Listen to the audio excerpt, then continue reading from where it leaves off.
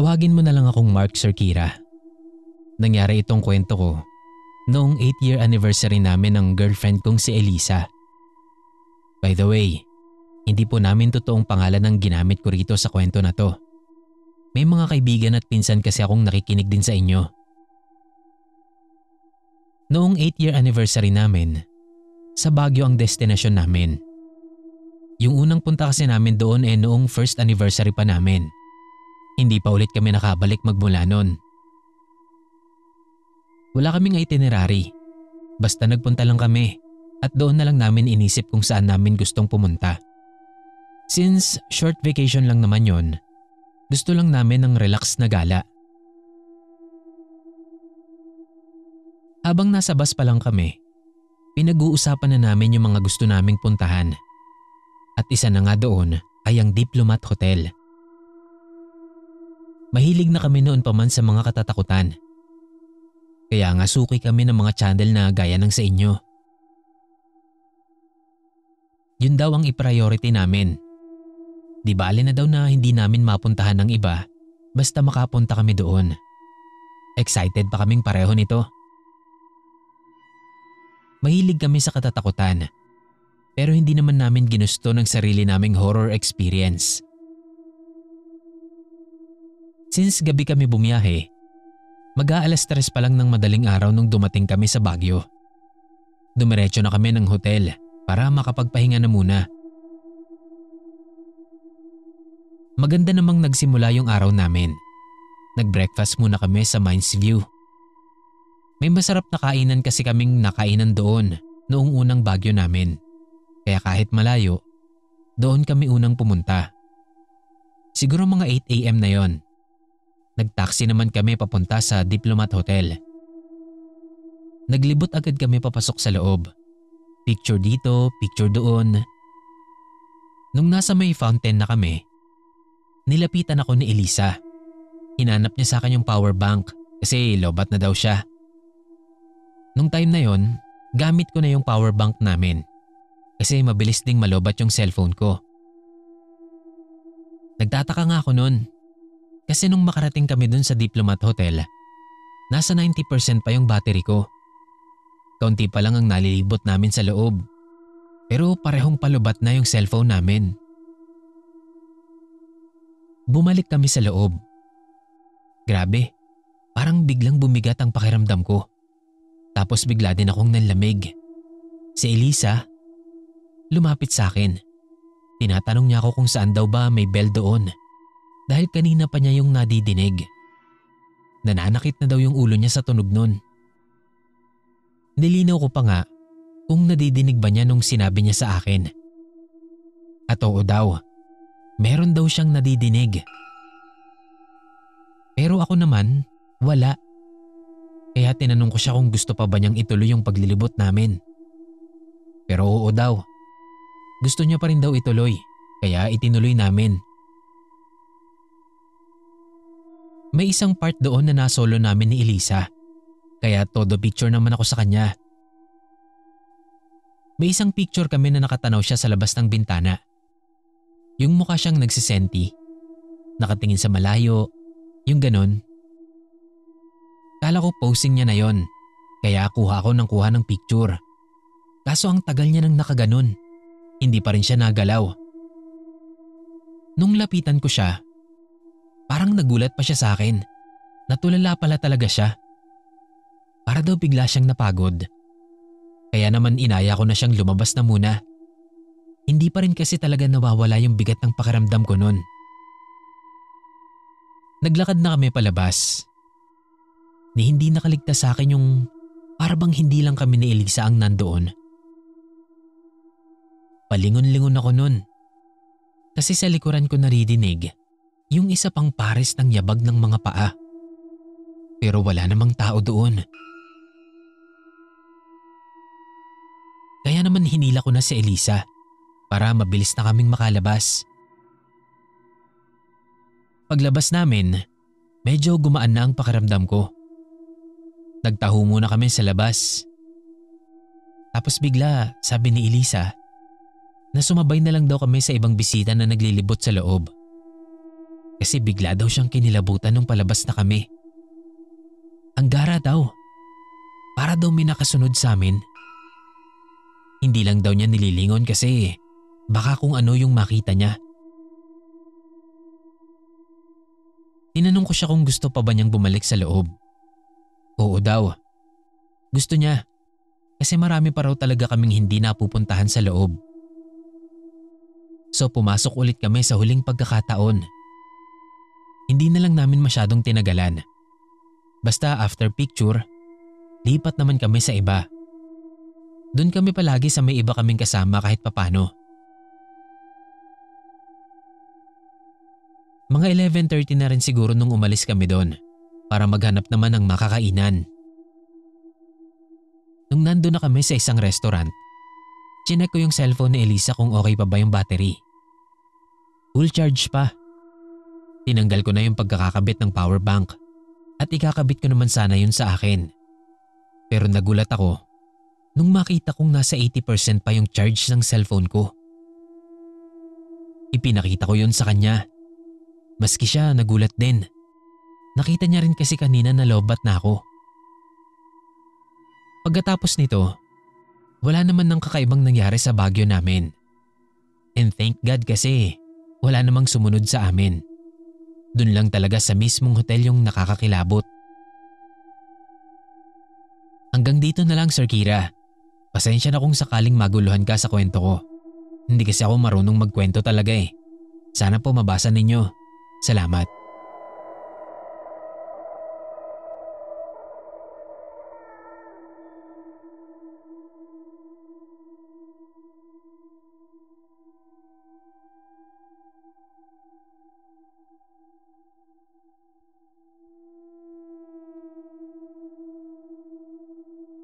Year 2007 ito nangyari.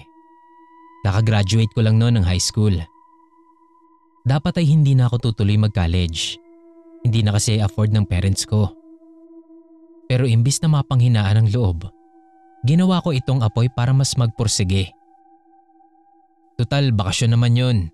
Naghanap ako ng trabaho. Pero dahil minor pa ako noon, walang kumukuha sa akin. Nung malaman ng kapitbahay naming si Kuya Greg na naghahanap ako ng trabaho, inalok niya akong sumama sa pinagtatrabahuhan niyang factory. Sumama naman agad ako. Walang hininging requirement sa akin o ano. Basta pagkapasok ko doon, yun na agad yung first day ko sa trabaho. Maliit na factory lang siya ng mga dishwashing na foam. Actually bahay nga lang siya na mayroong malaking garahe sa likod. Doon kami gumagawa. Andon yung machine nila. Bale ang trabahong ibinigay sa akin ay maggugupit at magpapak ng foam. Pakyawan ng galawan doon, kaya dapat mabilis para makarami. Hindi ko sure kung nasa 20 or 50 pesos ang bigayan nun kada sako. Pinatos ko na rin. Kako hanggang makaipon lang ng pang-requirements para sa mas maayos na trabaho. Okay naman doon. Maluwag, pwedeng mag-cellphone, pwedeng magkwentuhan, kumain, matulog, maglandian. Basta depende sa sipag mo ang sasahurin mo. Meron lang isang mahigpit na bilin sa amin. Wag na wag bubuksan yung pinto sa likod ng bahay. Pinto daw yon ng bodega. Basta kahit ano pa raw ang mangyari, wag na wag yung bubuksan. Okay naman yung unang linggo ko ron. Hindi pa ako sanay kaya maliit lang yung kinita ko nun. Pero sa buong linggo na yon, ilang beses naming narinig na may kumakatok mula sa loob ng pinto ng bodega. Yung mga kasama ko mukhang sanay na kasi hindi nila pinapansin. Pero ako, palagi akong napapalingon doon. Tinatanong ko sila kung may nakapasok na ba sa kanila doon o kung may nakakaalam man lang ba ng kung anong meron sa likod ng pinto na yon. Pero wala ni isa man sa kanila. Ewan, baka ayaw lang din nilang sabihin. Habang dumadaan ang mga araw, palala ng palala yung mga naririnig ko dun sa sinasabing bodega. Malalakas na katok, Minsan bigla na lang may lumalagabog na para bang may nahuhulog sa loob. Ang pinaka nagpatindig talaga ng balahibo ko ay nung may marinig akong umiiyak mula doon sa loob. Boses ng lalaki yung narinig ko nun. Napatingin ako sa mga kasama ko. Sinabi ko yon kay Kuya Greg kasi wala silang kibo. Parang wala silang naririnig. Pero ang sabi ni Kuya Greg, oo raw naririnig niya pero huwag ko na lang daw pansinin. Basta magtrabaho na lang daw ako. At kahit ano pa raw ang marinig ko, kahit ano pang mangyari, wag na wag ko daw susubukang buksan yon o kahit lapitan man lang. Lalo lang tuloy tumindi yung curiosity ko sa bodegang yon. Parang nagdududa na nga ako kung bodega lang ba talaga yon o baka may kung anong itinatago doon yung may-ari.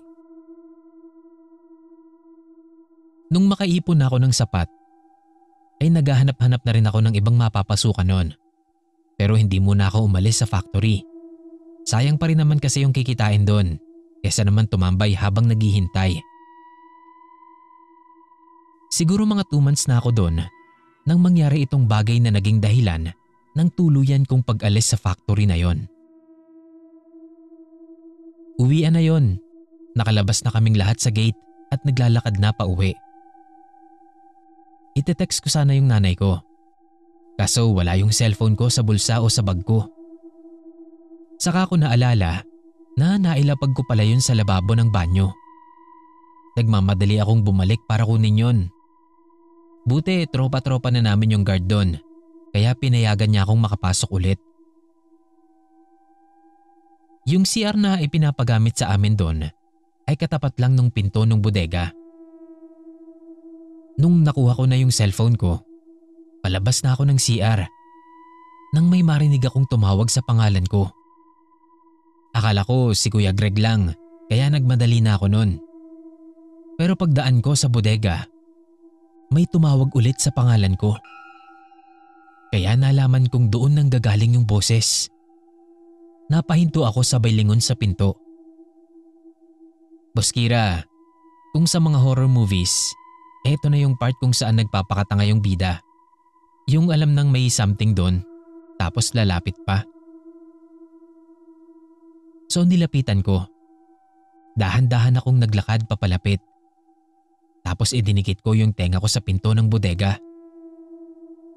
May nadidinig akong umiiyak sa loob. Tapos malinaw kong nadidinig yung sinasabi niya na, "Tulong. Tulungan mo ko.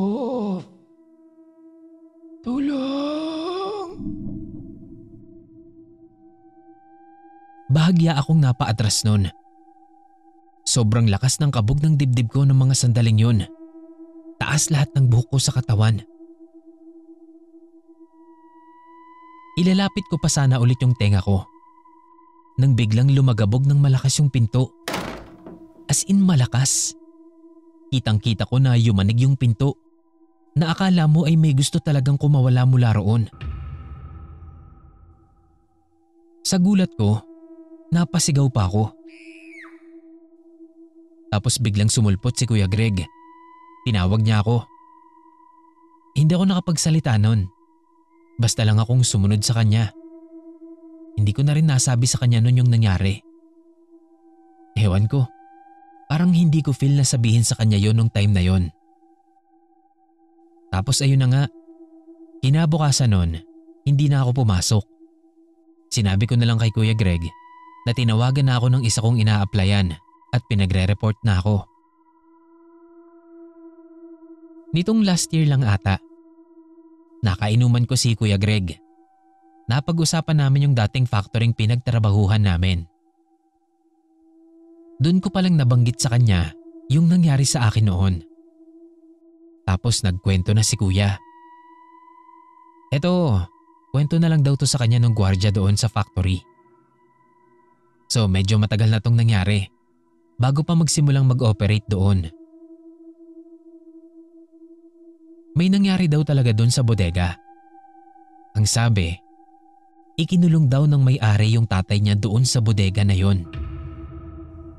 Matanda na daw kasi at sobrang makulit at pasaway na talaga. Ulyanin na rin. Ngayon, nakabasag daw ng mamahaling vase yung matanda. Kolektor daw pala ng vase yung may-ari. Kaya ayun, sa galit ay ikinulong niya yung tatay niya sa bodega. Kahit anong pagmamakaawa daw nito, hindi talaga pinagbubuksan. Dinadalhan na lang daw ng pagkain. Yung guard pa nga raw ang nagdadala. Pero ang sabi, hindi na daw talaga pinalabas yung matanda doon hanggang sa namatay na lang ito. Disclaimer lang po, hindi ko alam kung totoo ang kwento na yan. Baka mamaya niloloko lang ako ni Kuya Greg. O baka naman imbento lang yun ng guard. Pero kung ano pa man ang tunay na kwento at nangyari sa bodega na yon, sigurado kong hindi yun maganda.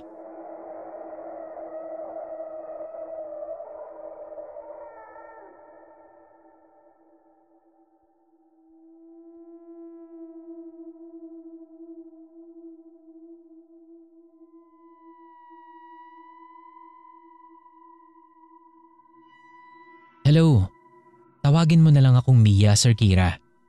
Sana mapansin. Gusto ko lang pong i-share itong karanasan ko sa una't huling solo trip na ginawa ko. Nag-book ako sa isang beach resort by impulse. May pera kaya ang bilis kong nakapagdesisyon. Sobrang stress kasi ako nun sa work ko buong buwan nung time na yon. Kaya nung nagkaroon ako ng pagkakataong makahinga from work, ginirab ko na agad ang chance na makapagdagat on my own. Gusto ko lang ng katahimikan talaga. Yung malayo sa tao at trabaho, kahit 2 araw lang. Maganda yung resort. Tingin ko, halos 10 din yung cottage nila na beachfront. Pero dito ko sa mga kwarto nila nag-book. Kasi walang ref doon sa bakanting kubo nila. Yung food na dala ko, mga frozen pre-cooked meals. Yun bang ima-microwave mo na lang? Yun. Pagdating ko sa reception, kinonfirm lang yung booking ko. Then inihatid na ako ng isang crew sa magiging kwarto ko. Pagkabigay niya sa akin ng susi, paalis na sana siya. Pero humarap ulit siya sa akin at sa seryoso ngunit nakangiting muka ay sinabi niyang wag ko raw bubuksan ang pinto ko sa gabi. Natawa ko. Feeling ko kasi sinusubukan niya akong takutin. Pero hindi niya na ako sinagot nun. Dumiretso na siya ng alis. First day. Nag-unpack lang ako ng gamit. Tapos inilagay ko na yung frozen foods ko sa freezer. Naligo at natulog maghapon. Second day. Nagising ako kasi parang may bumubulong sa tenga ko. Hindi pa ako sigurado nun kung panaginip lang ba yun o ano. Pag-check ko ng cellphone ko, 2:45 AM pa lang. Bumangon ako para umihi. Since ako lang naman mag-isa nun, hindi na ako nagsara ng pinto ng CR. Kaya dinig ko mula sa CR na may kumakatok sa pinto ko. Napatingin ako doon. Sino ba namang kakatok sa akin ng ganong oras? Pagka-flash ko, naglakad ako papalapit sa pinto. Sumilip ako sa may peephole. Walang tao. Naghintay ako na may kumatok ulit kasi baka may nantitrip lang. O di kaya kawatan na gusto kong gawan ng masama. Ang dami ko nang naiisip nun. Wala namang nakakaalam na mag-isa lang ako sa kwarto kundi yung mga empleyado lang ng resort. Pero laking gulat ko nang may kumatok ulit sa pinto. Kahit wala naman akong nakikitang tao sa labas sa peephole. Mabilis akong bumalik sa higaan ko. Nagtalokbong ako ng kumot. Hindi ko alam kung paano akong nakabalik ulit sa tulog nun. Pero grabe ang takot ko ng mga oras na yon.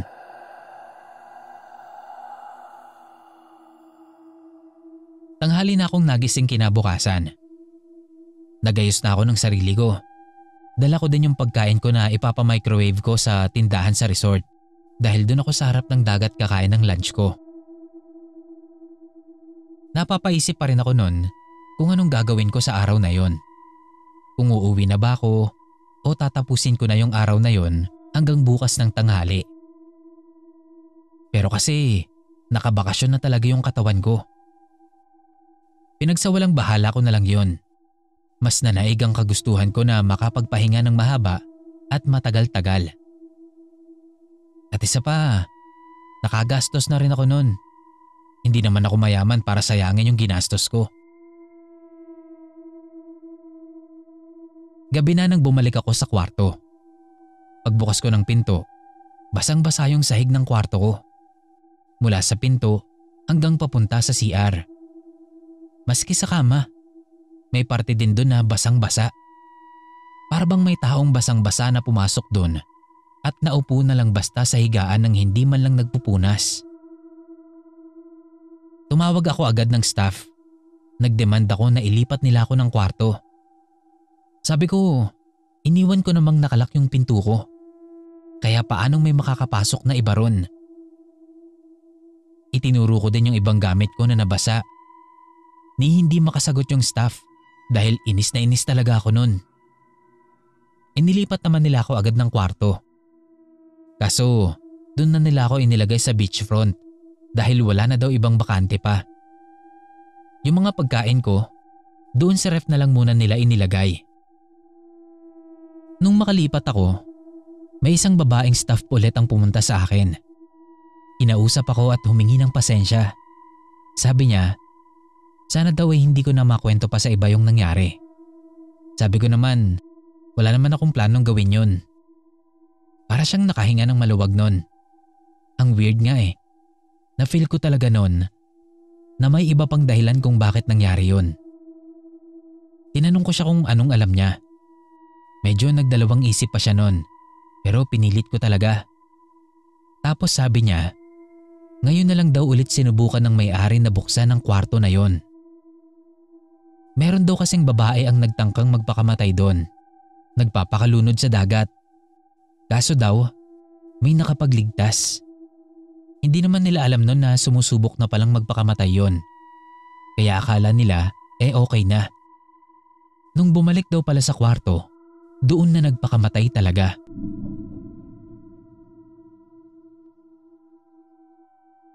Pagkatapos namin magkwentuhan, nagpaalam na siya. Ako naman nahiga na lang sa kama. Itinulog ko na lang yung kilabot na naramdaman ko. Medyo nagsisi ako na pinilit ko pa yung staff na ikwento sa akin yung alam niya. Nahirapan tuloy akong matulog nung gabing yon. Pero wala namang nagparamdam sa akin na kung ano. Ibinabalik nga din nila sa akin yung ibinayad ko. Pero sabi ko, i-extend ko na lang yung stay ko doon kasi ayoko pang bumalik sa Manila. Pumayag naman sila. Kaya nakapag-stay pa ako doon ng isang araw. Hanggang dito na lang Sir Kira. Sana magawa niyo po ito agad. Salamat ng marami.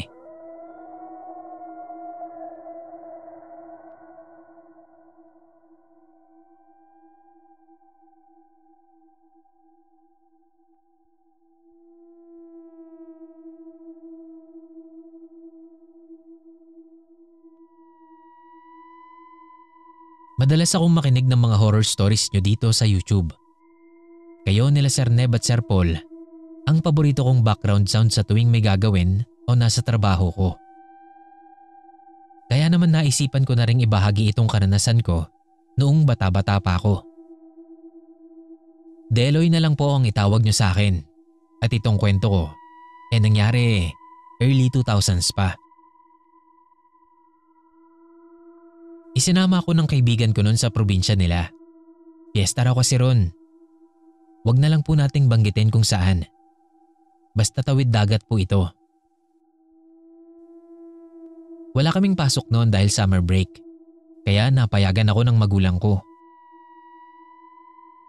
Hindi ko alam na ganun pala kalayo yung probinsya nila. Mawawala na lang yung excitement mo sa tagal ng biyahe. Pero sulit naman. Kasi napakaganda dun sa kanila. Pagdating nga namin doon, wala pa masyadong bisita. Halos nag-aayos pa lang sila. Nagluluto pa nga lang yung ibang kasama nila sa bahay. Mabait ang parents ni Jong, pati yung bunso niyang kapatid na si Elliot. Bale, dalawa lang silang magkapatid. Kaso napansin ko na agad na parang may kakaiba kay Elliot. Hindi normal ang mga kilos niya. At kinumpirma naman ni Jong na may kapansanan nga raw yung kapatid niya. Meron daw itong kakulangan sa pag-iisip. Para siyang may pagka-autistic na ewan. Basta iba. Maaga kaming nakarating nun, kaya nakapagpahinga pa muna kami. Pagising namin, nag-ayos naman kami para magsimba. Kasama namin ang mama at lola ni Jong. Yung papa at mga tito niya naiwan para ipagpatuloy ang paghahanda. After ng misa, dumaan lang kami sa palengke saglit. May binili lang yung mama niya. Tapos umuwi na kami sa kanila. Pagdating namin, halos tapos na yung paghahanda. May mga nakaayos ng pagkain sa mesa. Maya-maya pa nga, unti-unti nang nagdatingan yung mga bisita. Marami din silang mga bisita nun. Iba talaga ang fiesta sa probinsya. Buhay na buhay pa rin ang diwa ng tradisyon. Nakaupo na lang ako nun sa sala.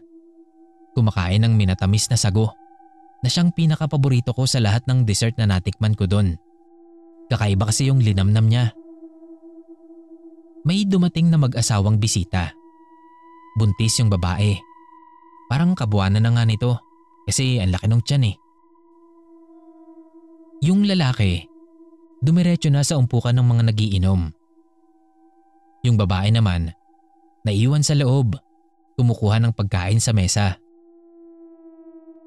Habang nandun yung babae, natuon ang atensyon ko sa kapatid ni Jong. Ang lagkit kasi ng tingin niya dun sa babaeng buntis. Sa bagay, maganda rin naman talaga si ate. Baka kako nagka-crush pa si Elliot. Binaliwala ko na lang. Mga ilang minuto sigurong nakalipas. Naubos ko na nun yung sago. Kukuha pa sana ako. Napalingon ulit ako kay Elliot. Nakatingin pa rin siya dun sa babae. Pero iba na yung pagkakatingin niya. Para bang gusto niyang lamutakin yung buntis. Kasi grabe yung pagkakatitig niya. Kitang-kita ko pa nung tumulo yung laway niya. Sinabi ko yun kay Jong. Kaya napatingin siya dito. Sabi niya ganun lang daw talaga minsan si Elliot kapag nagzo-zone out. Bigla na lang natutulala ng matagal, tapos naglalaway. Nilapitan niya ito at saka inakay papasok sa kwarto. Doon ko napatunayan na hindi siya bastang nag-zone out lang at nakatulala. Nakatingin talaga siya doon sa babae. Kasi hanggang sa maisara yung pinto ng kwarto ay hindi nagbago ang tingin niya doon sa buntis. Matagal bago lumabas ulit si Jong mula sa kwarto. Paglabas niya, hindi niya kasama si Elliot. Para bang ikinulong niya sa kwarto yung kapatid niya. Maya-maya, biglang dumaing yung buntis na masakit daw yung tiyan niya. Mukhang manganganak na daw ata siya. Kaya naman dali-dali na siyang dinala sa ospital para ma-check. Buti nga at hindi pa napaparami ng inom yung asawa niya nun. Umabot ng hanggang alas 11 ng gabi yung inuman at videoke nila. After nun, tulugan na. Tabi kami nun ni Jong sa sala. Si Jong at ang mga kasama namin sa bahay, mabilis na mga nakatulog. Ako naman namahay pa ako. Kaya kahit antok na rin, hindi rin talaga ako makagawa ng tulog. Maya-maya, narinig kong bumukas yung pinto ng kwarto kung nasaan si Elliot. Doon ko lang naalala, hindi pa nga pala siya lumalabas ng kwarto mula nun. Umikot ako para silipin kung si Elliot nga yun. Pero hindi, nanay nila yung nakita kong pumasok sa kwarto. Ang ipinagtaka ko lang, bakit may bitbit siyang buhay na manok? Sobra tuloy akong na-curious nun. Kating-kati akong silipin sila sa kwarto. Pero pinigilan ko ang sarili ko. Pinilit ko na lang na matulog. Pero hindi talaga eh.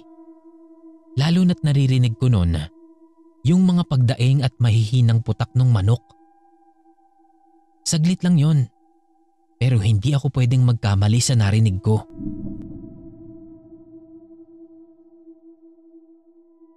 Hanggang sa mag-umaga ay hindi talaga ako nakatulog. Masyadong maraming tanong sa isip ko noon na gusto ko sanang itanong kay Jong. Pero hindi ko na ginawa. Baka kasi kung ano pang isipin niya o baka ma-offend ko pa siya. Sa biyahe pa uwi na lang ako bumawi ng tulog. At sa haba ng oras ng biyahe namin ay bawing-bawi ako ng tulog. May sari-sarili na kaming pamilya nila Jong ngayon. Kaya sobrang bihira na lang magkita. Kumustahan na lang minsan sa FB. Kaya nga nabalitaan ko pa noong nakulong si Elliot dahil may hinaras daw na babaeng buntis. Muntik pa raw makunan sa sobrang takot at stress sa kanya. Pero nung malaman nga na may diferensya sa utak, inilipat daw sa mental hospital. Pero hanggang ngayon, napapaisip pa rin ako kung may sakit nga ba talaga siya sa pag-iisip o baka naman aswang talaga si Elliot.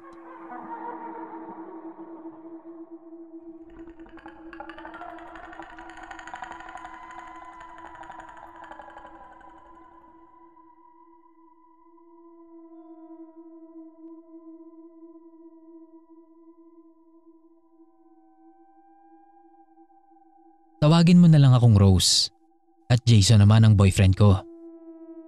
Gusto ko lang ibahagi din sa inyo ang sarili kong karanasan tungkol sa katatakutan. Hindi siguro to nakakatakot tulad ng iba pang kwento ng listeners ninyo. Pero sana magustuhan nyo. Naaalala ko pa yung gabing yon sa resort kung saan kami nagbakasyon ng boyfriend ko. Sobrang payapa. Nabura talaga lahat ng naipong pagod at stress sa trabaho at katrabaho.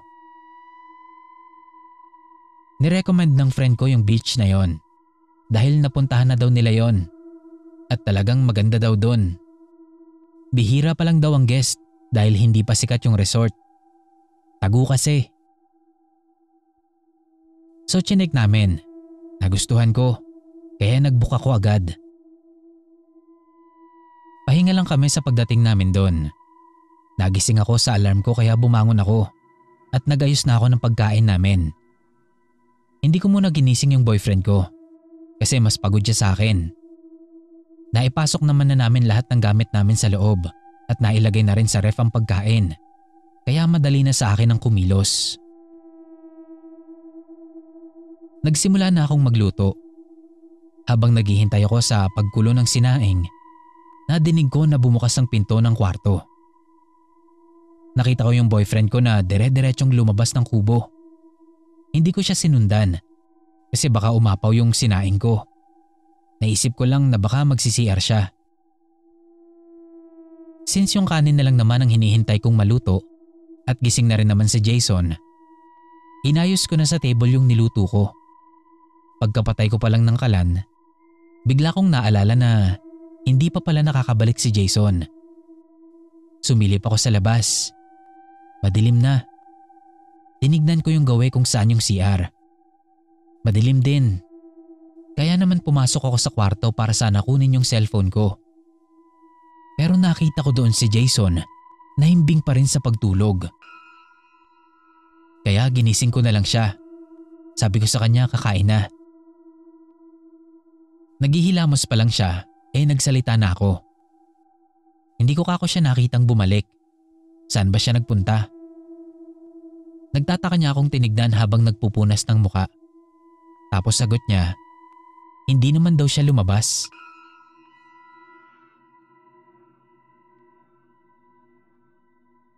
Ang akala ko pa nga nito hindi kami nagkaintindihan. Kaya nag-explain pa ako. Naakala ko kako ay nag-CR siya. Tapos yung papasok lang sana ako para kunin yung cellphone ko. Pero ipinilit niya talaga na hindi pa siya nagigising. at hindi pa siya lumalabas. So hindi ko na ipinilit pa. Nagtataka lang ako at napapaisip. Kasi syempre, imposible naman na imagination ko lang na lumabas siya. Hinayaan ko na. Nagsimula na kaming kumain. Pagkatapos nun, tumambay kami sa labas. Siguro may 1 oras na din kaming nakatambay doon at nag-uusap nung may lumapit sa amin na isang staff ng resort. Pinapapasok na kami. Papasok pa lang kami ng kubo namin. Nakita kong may sinindihan kung ano yung staff. Tapos umikot siya sa kubo namin at saka iniwan yon sa silong. Nagtataka man, hindi ko na lang yun pinansin pa. Pumasok na kami at inilabas ko na mula sa cooler yung beer ni Jason. Tapos naaalala ko na naman yung kanina. Inopen ko ulit yon kay Jason. Pero tinawanan niya lang ako. Sinabihan niya akong wag ko na lang daw isipin pa dahil safe na daw kami. Kako, paanong safe? Tapos itinuro niya yung mangkok na nasa labas. Yun yung iniwan ng staff. Kamangyan daw yun. Tapos inexplain niya sa akin kung para saan yun. Kinabukasan naman, maaga pa lang naglangoy na kami. Hindi naman talaga ako marunong maglangoy. Kaya hindi ako masyadong lumalayo sa tabing dagat. Nakalublob lang talaga ako. Hinahanap ko kung saan nakarating si Jason. Nung makita ko siyang nakatayo na lang, tumayo na ako sa pagkakalublob ko. Tapos kumaway ako sa kanya. Nung nginitian niya ako, naupo na ulit ako. Pero laking gulat ko rin nung biglang sumulpot sa likod ko si Jason at niyakap ako. Tinanong niya ako kung sino yung kinakawayan ko. Siyempre sinabi kong siya dahil nakita ko kako siya dun. Tinuro ko pa kung saan ko nga siya nakitang nakatayo at ngumiti sa akin. Ang kaso, walang tao doon sa itinuro ko. Tahimik na lang ako nung time na yon. Baka kasi kung anong isipin ni Jason. Siguro nga napansin niya yon Kaya inaya niya na akong umahon at maghanda na ng lunch namin. Sumunod na lang ako sa kanya at nagtulong na kaming mag-prepare ng iihawin. Natapos na ang araw na yon. Wala namang ibang nangyari. Kaya kahit papano, napanatag ako. Natulog din kami ng maaga ng gabing yon. Gusto kasi naming magising ng maaga para makita namin ang pagsikat ng araw. Pero pasado 3:00 pa lang ng umaga, nagising na ako. Nakaramdam ako ng uhaw, kaya naman lumabas ako ng kwarto para kunin yung tumbler ko. Nung pabalik na sana ako ng kwarto, naramdaman ko yung malamig na hangin na pumasok. Napatingin ako sa bintana na mukhang nakalimutan naming isara. To be honest, sigurado ako nun Sir Kira na nakapagsara kami ng bintana bago kami nahiga at matulog. Pero dahil bukas siya, inisip ko na lang na may nakaligtaan ako. O nakalimutang ilak o hinangin din kaya nabuksan. Hindi ko alam. Nilapitan ko yon para sana isara. Pero kinilabutan ako nung makita ko sa baba si Jason. Nakatanaw sa akin. Alam kong hindi si Jason yon. Kaya natatakot man, ay mabilis ko nang isinara yung bintana at pumasok na sa loob ng kwarto. Hindi ako mapakali. Kaya ginising ko nun si Jason at sinabi ko sa kanya yung nakita ko. Nasa labas ka kanina. Nakatingin ka lang sa akin. Pero kako, alam kong hindi siya yon. Kaya ginising ko siya. Sinabi ko rin na natatakot na ako. Hindi na kami nakatulog noon. Hindi na rin kami lumabas ng kubo hanggang sa magliwanag na. Kaya hindi na namin napanood pa ang pagsikat ng araw. Paglabas namin ng kwarto, nag-ayos na din kami ng gamit. Nag-decide si Jason na maaga na lang kaming umalis. Nagsimba na din muna kami bago kami tuluyang umuwi. At salamat naman sa Diyos kasi wala namang sumama o sumunod sa amin noong umuwi kami. Hindi naman na naulit pa yung pagpapakita sa akin ng doppelganger niya, kaya napanatag na rin kaming pareho. Hanggang ngayon kapag naaalala ko yung ngiti sa akin nung nagpapanggap na siya, kinikilabutan talaga ako.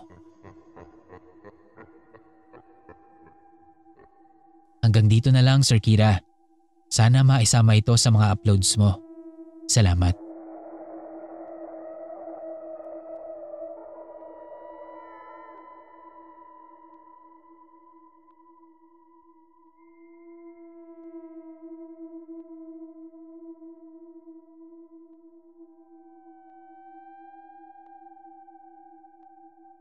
Tuwing bakasyon, nagtitinda kami ng mga merienda at palamig sa harap ng bahay namin. Malakas kasi yon, lalo na at napakainit ng panahon tuwing summer. Kaya sold out lagi ang tinda naming halo-halo, mais con yelo, palamig at kung ano-ano pang tinda namin. Hindi namin alam na yung maliit na success namin na yon na tuwing summer lang naman ay kaiinggitan pa pala ng husto. Tuwing umaga kami namimili ng mga paninda namin. Isang beses paglabas ko ng bahay, naabutan ko yung tita ko na kapitbahay lang namin na may kung anong ginagawa o inilalagay sa pwesto kung saan namin inilalatag yung paninda namin. Hindi ko pinag-isipan ng kung ano yon. Nag-good morning pa nga ako sa kanya, pero kita ko yung gulat niya. Bumati naman siya pabalik, pero nagmamadali na siyang umuwi nun sa bahay nila. Dahil nga wala naman sa akin yon, hindi ko na lang sinabi kay mama yung nakita ko. Suki din namin yung si Tita Helen. Lagi siyang nagpapabili ng halo-halo para sa kanilang pamilya. Nung hapon nga na yon, nagpabili siya sa anak niya ng 5 halo-halo. Pero hindi pa man nagtatagal nung maiabot ko sa anak niya yung order nila, ay sumugod si tita na nagagalit. Bakit daw panis yung ibinigay namin sa kanila?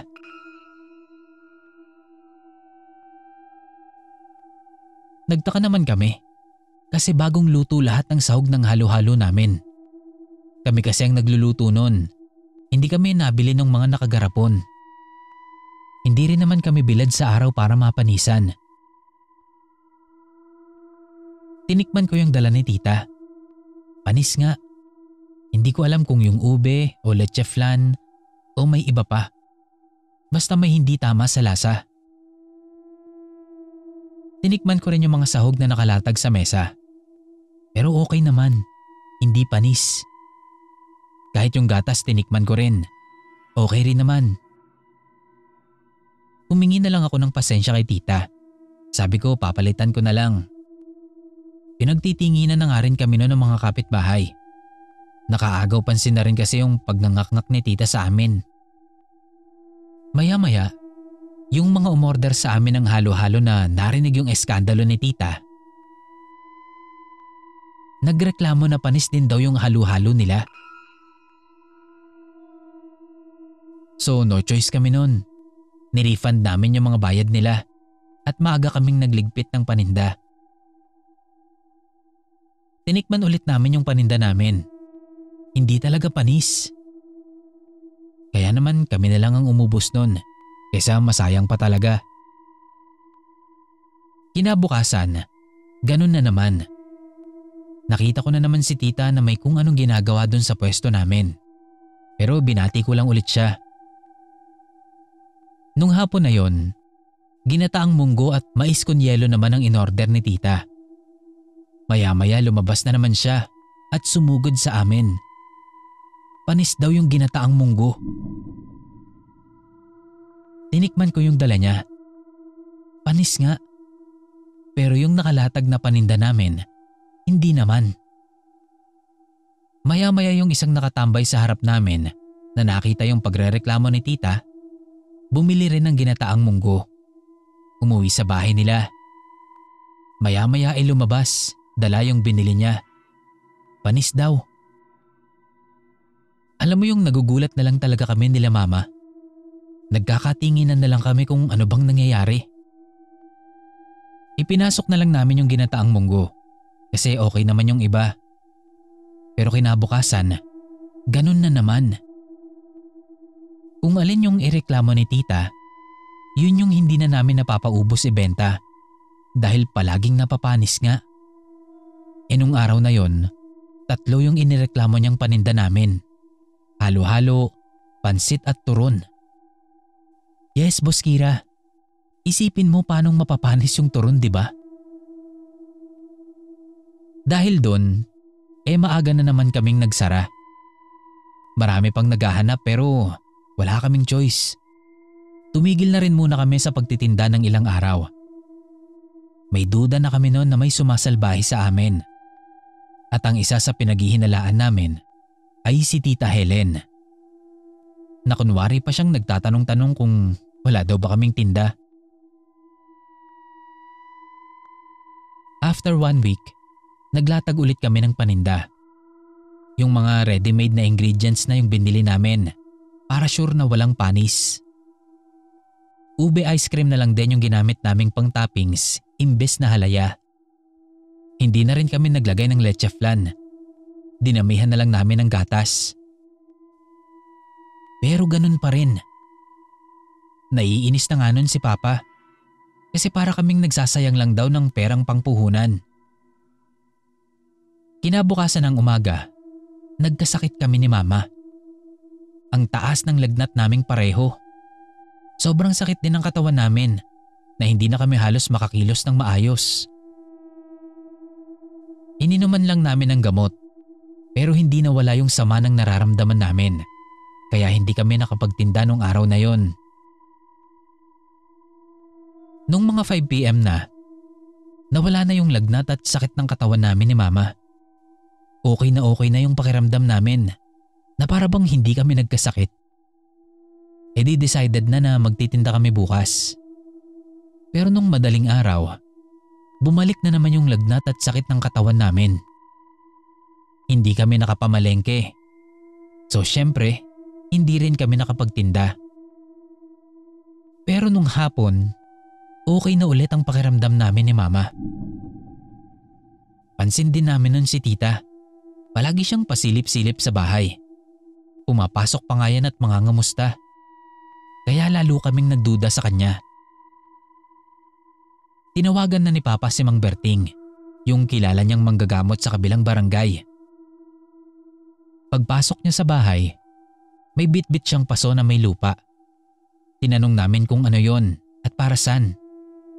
Sabi niya, nakalagay daw yon sa harap ng bahay namin, kasama ng iba pa naming mga halaman.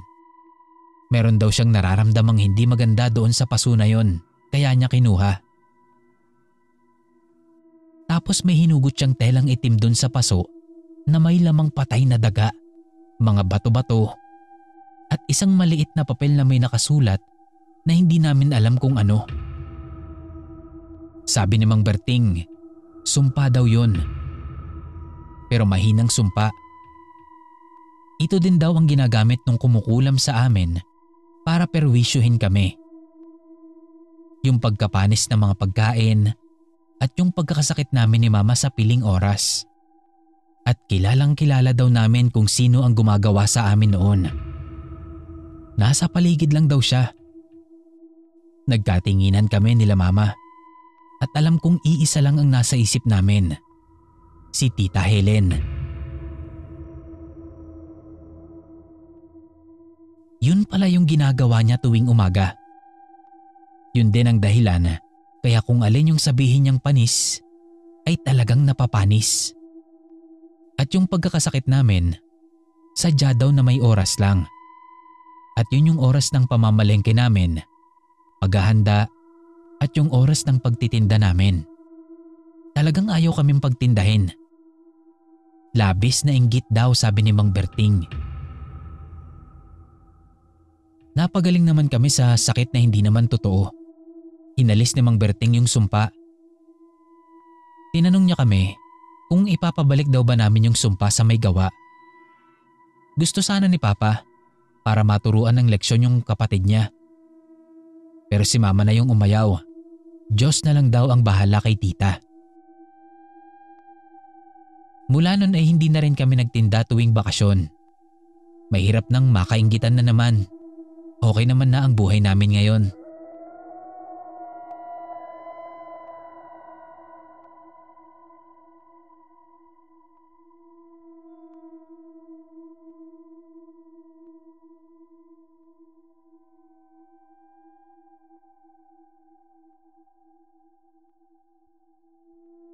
Hello Sir Kira. Call me Janine. Ikukwento ko lang itong kakaibang nangyari noong nag-celebrate kami ng birthday ko with college friends. Working na po pala kaming lahat at itong birthday getaway namin ay matagal-tagal nang naiplano. Nag-book kami ng 2-night staycation sa isang kondo sa Tagaytay. 5 kaming magkakasama. Ako, si Trina, Paulo, Miggy at Sam. Nasa sofa lang ako noon nakaupo, namimili ng board games na nandun para laruin namin. Sila yung nag-ayos ng foods namin kasi nga birthday ko. Maganda yung unit, very modern and clean.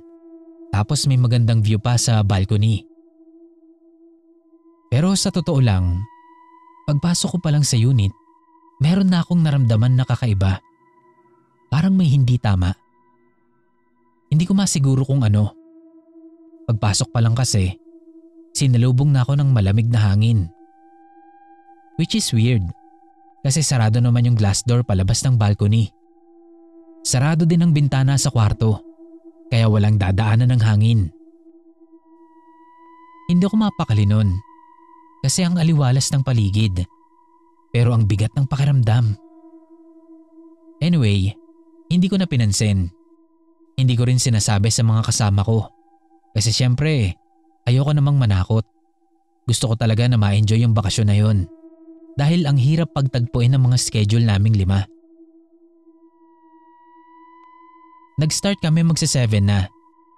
Kumain, naglaro, nagpicture, nagkwentuhan. Nanahimik lang kami mga bandang 10 PM na. Syempre ayaw naman naming mapuntahan pa kami para sawayin. Nanonood na lang kami ng movie noon habang umiinom. Si Sam, picture pa din ang picture. Sa sobrang kalasingan namin, hindi na kami nakapasok sa kwarto para doon matulog. Nagkanya-kanya na kami ng higa sa lapag. Nagising kaming lahat nung biglang sumigaw si Paulo. Kinabahan kami kasi parang takot na takot talaga siya nun sa sigaw niya. Sabi niya, may nakadagan daw sa kanya at hindi siya makahinga. Nung una pa raw na sinubukan niyang sumigaw ay walang lumalabas na boses sa kanya. Kaya pala takot na takot siya nun. Dinamayan namin siya. Ikinuha ko pa siya ng tubig para mahimasmasan. Tapos nagkaayaan na kaming matulog sa loob ng kwarto. Maaga akong nagising, parang 7 AM lang nun. Dumiretso ko sa CR para maligo. Nung nagbabanlaw na ako, may kumatok sa pinto. Sabi ko wait lang. Patapos na din kako ako. Mabilis ko nang tinapos yung pagbabanlaw. Tapos nagbihis na ako. Pero paglabas ko, wala namang tao sa sala. Pumasok ako sa kwarto para mag-skincare. Nakita ko namang gising si Sam, kaya sinabi kong pwede na siyang pumasok sa CR. Sagot niya, hindi naman daw siya naiihi. Sabi ko, bakit siya kumatok? Minadali ko pa ako tuloy yung pagligo ko. Pero sabi niya, hindi pa raw siya lumalabas ng kwarto. Kaya hindi siya. Natahimik siya saglit. Tapos sabi niya ulit, pero imposible din daw na yung mga kasama namin. Kasi medyo kanina pa daw siya gising at wala naman daw bumabangon pa sa kanila. Nagkatinginan kami. Pero walang nagsasalita sa aming dalawa. Nag-lunch lang kami doon tapos umalis na. Naglibot din muna kami sa Tagaytay bago tuluyang umuwi. Si Paulo ang nagdadrive. Walang nagsasalita sa amin. Hanggang sa mag-open ng topic si Sam. Tinatanong niya kung wala daw ba kaming naramdamang kakaiba sa pinagstayan namin. Tapos doon na sila nagkanya-kanya ng kwento. Sinabi ko talaga na pagpasok pa lang namin sa unit, ang bigat na kako ng pakiramdam. Binaliwala ko lang kako. Pero natakot na ako doon pa lang sa nangyari kay Paulo. Lahat sila sumang-ayon sa sinabi ko. Tas kako pa nung umaga, may kumatok sa CR nung nasa loob ako. Pero sabi daw ni Sam, wala pang ang lumalabas sa kanila ng kwarto. Nagbiruan nun. Sabi baka tinatakot lang ako ni Sam. Pero isinumpa niya talaga na hindi siya yon at talagang wala pang lumalabas ng kwarto sa kanila. Sunod na nagkwento si Trina. Nag-aayos daw siya noon ng lunch namin nung may tumawag sa pangalan niya. Boses daw ni Paulo. Pero sakto daw noon na nakita niya si Pau na palabas pa lang ng kwarto.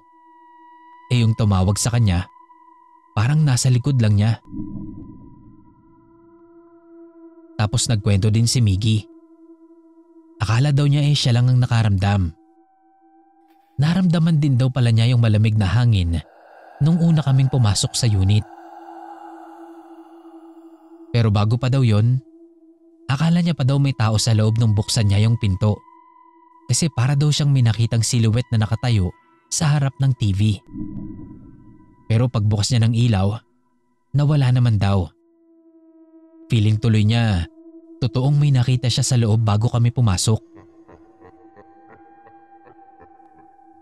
Nangilabot talaga kaming lahat nun. Kung ako lang siguro yung may naramdaman nun, Sir Kira, baka kinalimutan ko na lang yon at isiping pinaglalaroan lang ako ng isip ko. Kaso hindi Halos lahat pala kami ay may naramdaman talaga.